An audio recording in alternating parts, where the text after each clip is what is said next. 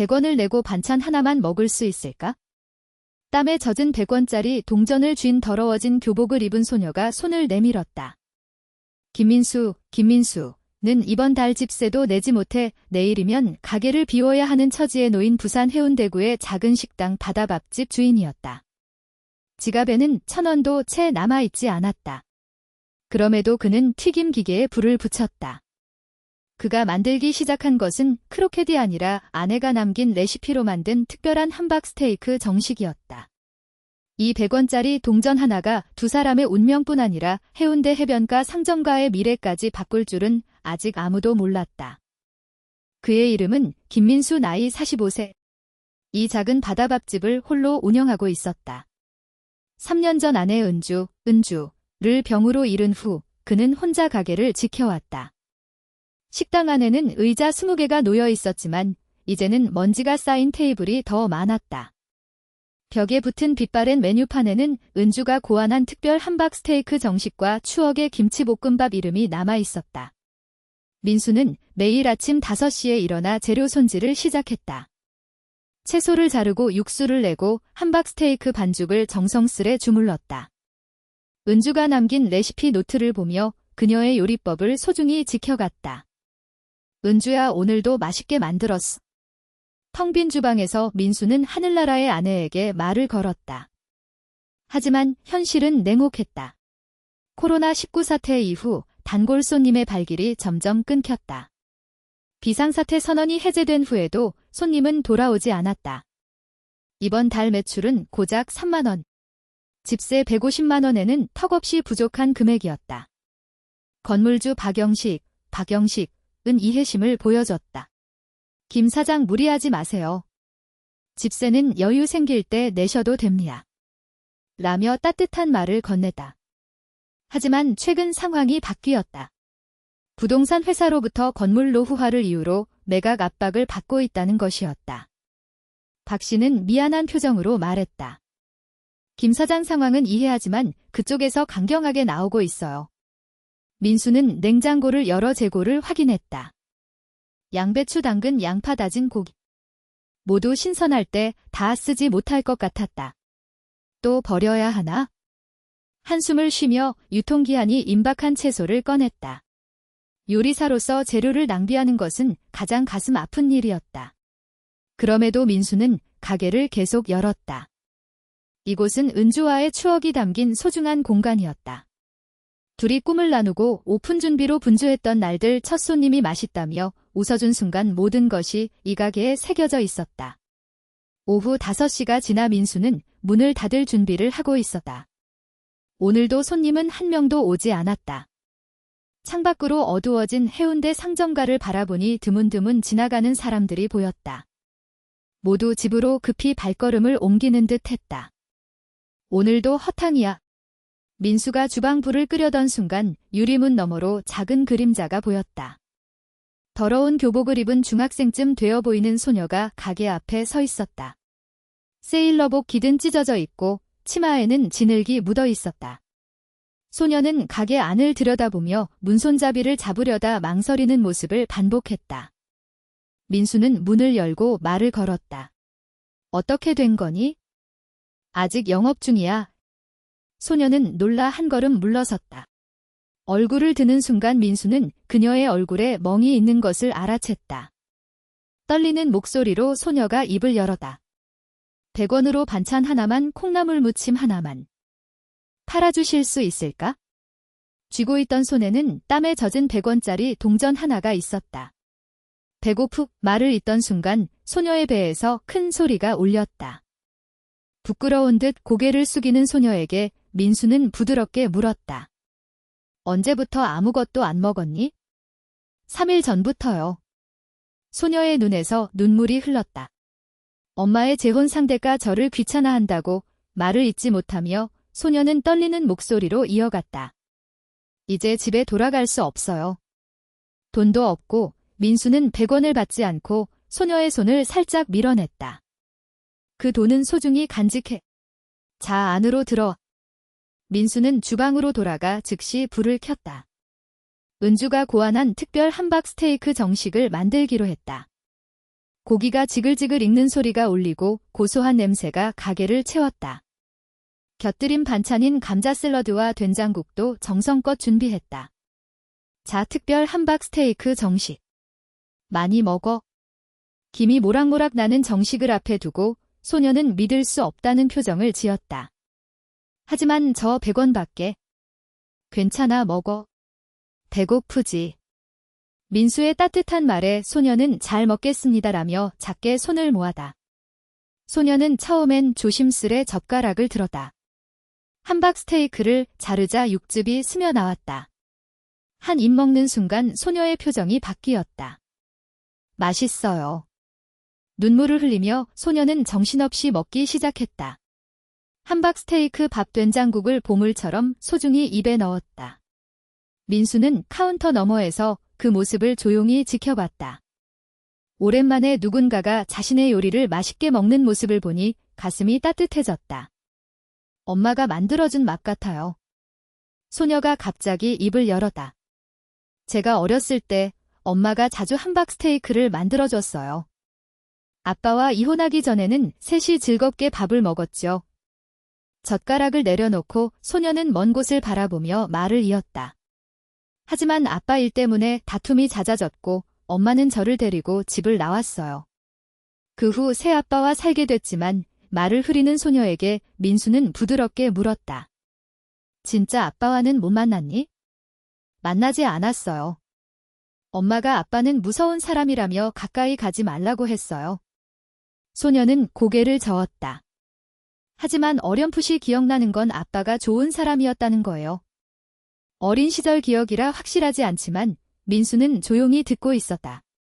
따뜻한 가족의 추억과 지금의 힘든 현실, 그 간극이 소녀를 괴롭히고 있음을 느꼈다. 내 이름이 뭐니? 최유나, 중학교 2학년이에요. 이름을 밝힌 소녀는 다시 깊이 고개를 숙였다. 정말 감사합니다. 이렇게 맛있는 밥 오랜만이에요. 민수는 미소 지으며 대답했다. 나는 김민수, 이 가게 주인장이야. 유나야, 오늘 밤은 어디서 잘 건가? 유나는 고개를 숙이고 고개를 저었다. 아직 정해진 곳이 없어요. 공원 벤치에서라도. 그건 위험해. 경찰에 상담해보면 어떨까? 유나는 망설이며 말을 잇지 못했다. 엄마한테 연락이 가면 또 폭력을 당할지도 몰라요. 새 아빠는 겉으로는 좋은 사람처럼 보여서 경찰도 믿지 않을 거예요. 민수는 지갑에서 1,000원짜리 지폐를 꺼냈다. 이거 가져가. 오늘 밤은 인터넷 카페에서라도 자. 하지만 괜찮아. 그리고 또 힘들 땐 언제든 와. 이 가게는 손님이 적어서 늘 열려 있거든. 농담처럼 웃는 민수에게 유나는 눈물을 닦으며 대답했다. 꼭 다시 올게요. 다음엔 돈을 모아서 정식 손님으로요. 기대할게.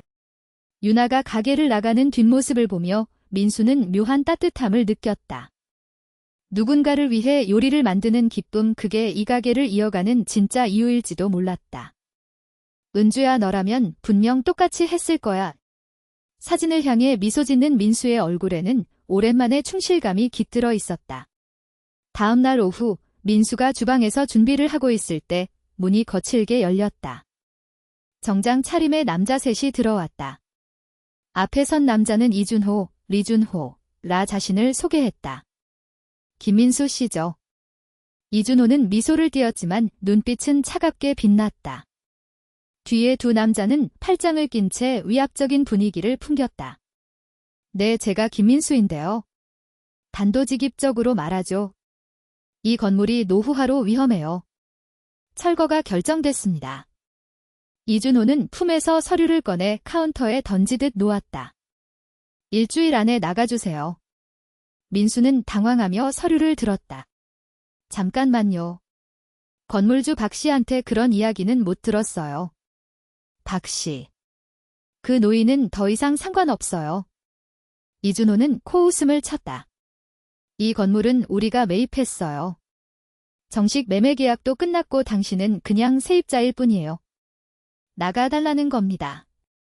갑자기 그렇게 말해도 일주일이나 시간을 주는 거예요. 감사해야죠. 이준호의 부하 중 한 명이 테이블을 발로 찼다. 접시가 바닥에 흩어져다. 앗, 미안. 이 건물 진짜 낡아서 조심해야겠네요. 비웃는 남자들에게 민수는 필사적으로 따졌다. 최소한 박 씨와 이야기하게 연락처를 알려주세요. 쓸데없어요. 이미 결정된 일이에요. 이준호는 등을 돌리며 나가려다 돌아보며 덧붙였다. 아, 쓸데없이 저항하지 않는 게 좋을 겁니다.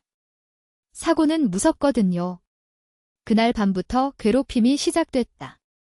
다음 날 아침 가게 앞에는 쓰레기가 산더미처럼 쌓여 있었다. 악취가 진동하고 파리가 꼬였다. 민수는 묵묵히 청소를 시작했지만 다음 날 또 같은 상태가 반복됐다.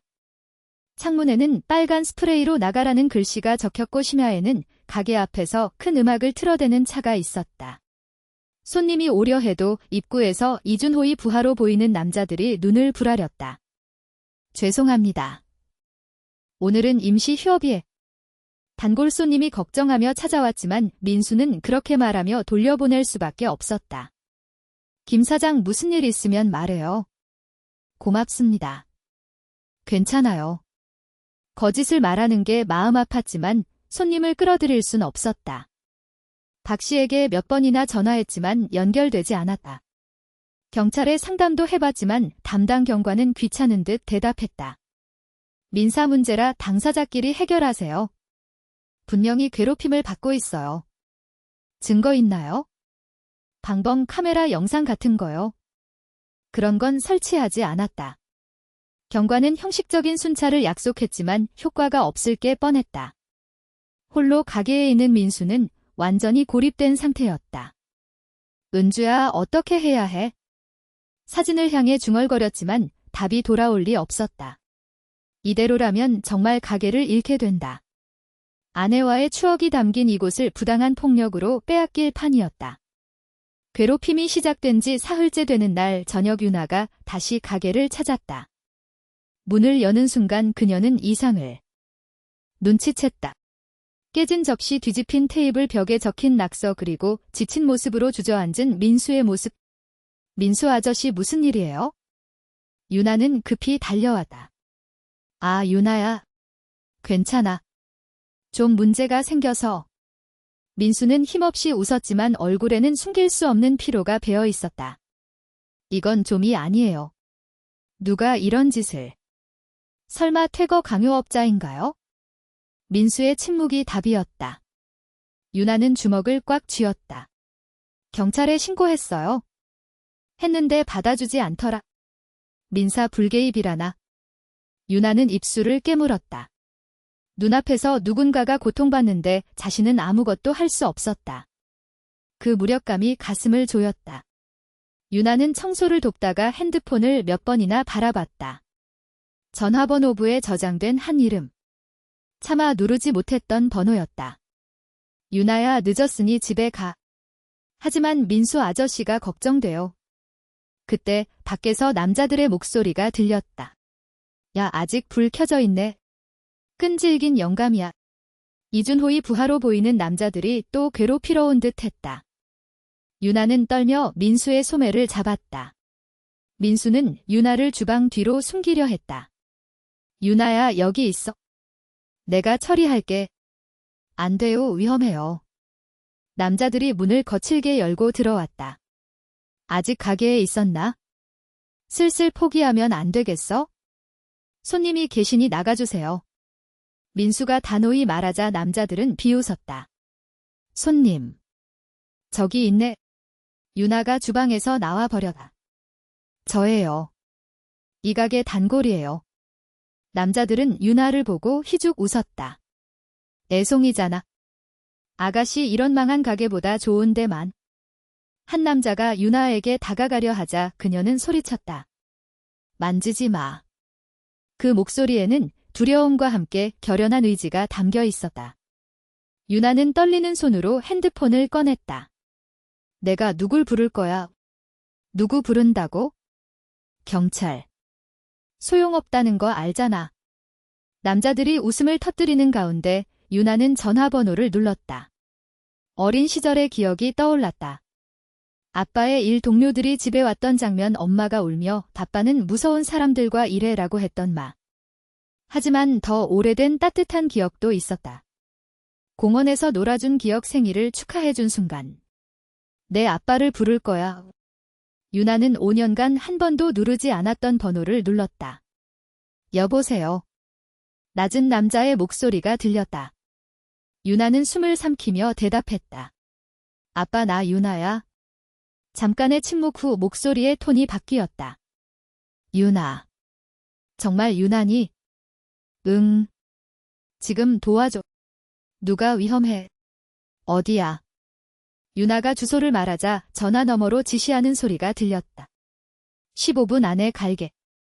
거기서 꼼짝 마.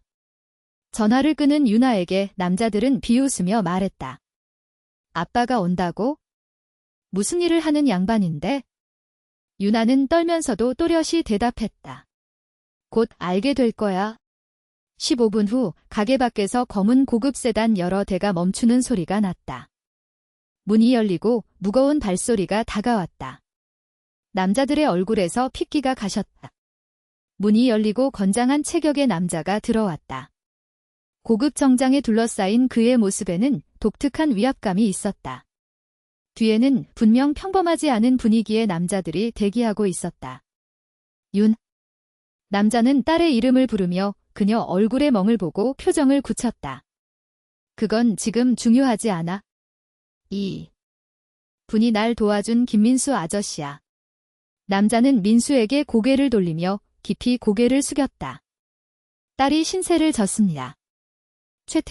최태식이라고 합니다. 그리고 퇴거 강요업자들에게 날카로운 눈빛을 보냈다. 너희들 어디 소속이야? 남자들은 떨리는 목소리로 대답했다. 아, 저흰 그냥 부동산 회사 하청업체일 뿐. 조직 이름을 물었다. 그건 태식은 한숨을 쉬며 부하에게 눈짓했다. 조사해. 이자들 고용주까지 포함해서. 알겠습니다. 태식은 민수에게 다시 말했다. 김 사장 딸을 구해줘서 고맙습니다. 이 일은 저한테 맡기세요. 민수가 머뭇거리자 태식은 부드럽게 웃었다. 딸이 5년 만에 처음으로 연락했어요. 그것도 자신을 위해서가 아니라 은인을 위해? 부모로서 이보다 기쁜 일은 없죠. 유나는 아빠의 옆모습을 바라봤다. 무서운 사람이라 믿었던 아빠가 지금 자신과 은인을 위해 움직이고 있었다. 태식은 퇴거 강요업자들에게 차갑게 말했다. 오늘은 돌아가. 하지만 이 가게에 다시는 얼씬도 하지 마. 남자들은 도망치듯 가게를 떠나다. 태식은 명함을 꺼내 민수에게 건넸다. 무슨 일 있으면 바로 연락하세요. 반드시 도와드리겠습니다. 그리고 유나에게 부드럽게 말했다. 유나야, 오늘은 같이 가자. 할 얘기도 있고 엄마한테는 내가 연락할게. 걱정 마. 태식 일행이 떠난 후 민수는 홀로 가게에 남았다. 명함에는 벚꽃파 최태식 회장이라 적혀 있었다. 설마 유나가 조직폭력배의 딸이었다니. 하지만 부녀의 재회 모습을 보며 복잡한 사정이 있음을 짐작했다. 다음 날 오후 민수가 가게를 정리하고 있을 때 이준호가 부하들을 데리고 나타났다. 어제 그놈들은 뭐야? 이준호는 고함치며 들어왔다. 설마 조직폭력배랑 엮인 거야? 그래도 소용없어. 부하가 테이블을 뒤엎고 그릇장을 넘어뜨렸다. 유리가 깨지는 소리가 울렸다. 계약은 계약이야. 나가. 민수가 말리려 하자 이준호가 그의 옷깃을 잡았다. 조용히 나가면 다치지 않아. 그때 문이 조용히 열렸다. 뭐 하는 거야? 낮고 위협적인 목소리가 울렸다. 태식이 서 있었다. 이번엔 혼자가 아니었다. 건장한 부하들이 뒤에 버티고 있었다. 내 은인에게 무슨 짓이야? 태식의 말에 이준호의 얼굴이 하얗게 질렸다. 최태식 회장님. 너 이준호지? 소문은 들었어. 태식은 품에서 서류를 꺼냈다. 재밌는 걸 알아냈지? 너희를 고용한 부동산 회사 사장 박현우, 그놈이 우리한테 3천만 원 빚졌더라. 이준호의 눈이 흔들렸다. 그건 박현우랑 얘기 끝냈어. 지금쯤 너희와 계약 해지 준비하고 있을 거야. 태식은 핸드폰을 꺼내 스피커로 전화했다. 박 사장 나야? 이준호가 아직 가게에 있어. 전화 너머 겁먹은 목소리가 들렸다. 죄송합니다. 바로 철수시키겠습니다. 이준호 들었나? 당장 꺼져. 사장님 하지만. 꺼지라고. 너희 해고야. 전화가 끊기자 태식은 이준호에게 다가갔다. 다시 이 가게 근처 얼씬하면 너 인생 끝이야. 이준호와 부하들은 도망치듯 떠났다. 태식은 민수에게 돌아서며 온화한 표정을 지었다. 이제 괜찮습니다. 집세도 원래 금액으로 박 씨와 얘기해뒀습니다. 최 회장님 정말 감사합니다. 민수가 깊이 고개를 숙이자 태식은 고개를 저었다. 감사할 건 저쪽입니다. 딸을 구해줬고 5년 만에 딸과 대화할 기회를 줬어요. 이보다 큰 은혜는 없죠. 3개월이 지났다. 바다밥집 주방에서 민수는 분주히 움직였다. 도시락 상자에 반찬을 빠르게 담았다. 태식의 소개로 벚꽃파 관련 건설 현장과 운송회사에서 도시락 주문이 들어왔다.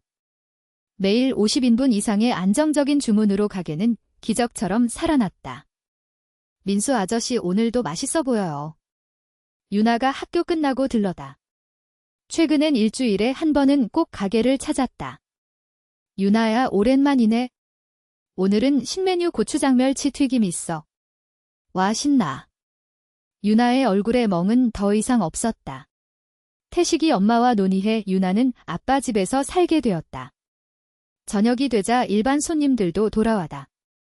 김 사장 오랜만이야. 가게 계속돼서 다행이야. 단골의 웃음이 민수의 마음을 따뜻하게 했다. 그날 밤 태식이 유나를 데리고 가게에 왔다. 김 사장 오늘은 부녀가 같이 밥 먹으러 왔습니다.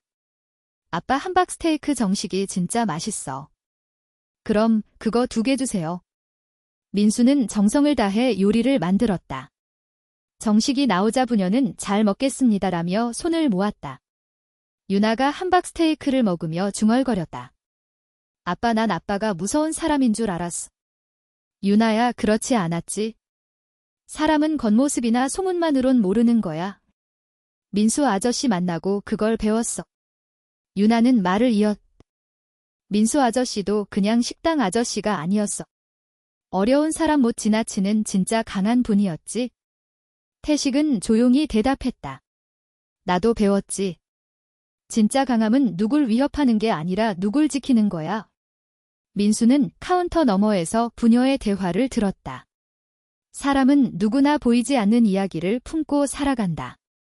그 진실에 닿을 때 비로소 진정한 유대가 생길지도 모른다. 태식은 딸의 머리를 부드럽게 쓰다듬었다. 민수는 은주의 사진을 보며 조용히 말했다. 은주야 가게 지켰어. 그리고 새 가족 같은 사람들도 생겼어. 사진 속 은주는 여전히 따뜻하게 웃고 있었다. 내일도 많은 주문이 기다린다. 민수는 충실감 속에 내일 준비를 시작했다.